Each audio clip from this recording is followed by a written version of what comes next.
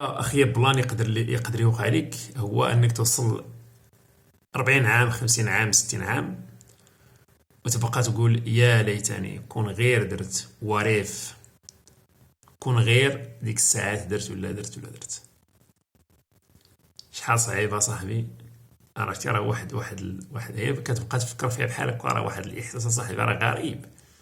تصل واحد لاج اللي نقدروا نقولوا صافي فهمتي بحال قلتي جميع الابواب اغلقت. 60 عام 65 عام راه صافي حياتك almost over، يعني تقريبا راه تقادات صافي، يعني ما بقى عندك ما دير. كتبقى تقول يا ليتني كون غير.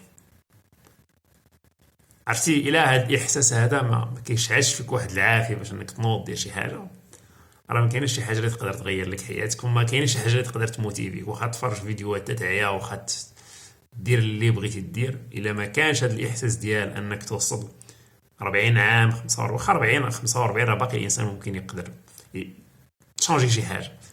كنت توصل 60 عام 65 عام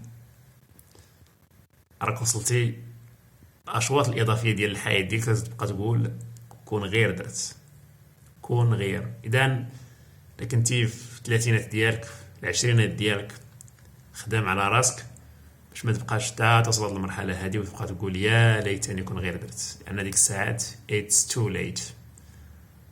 ما عندك باقي ما دير.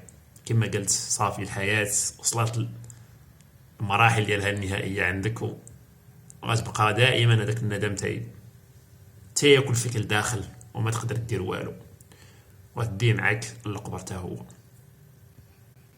صعيبه.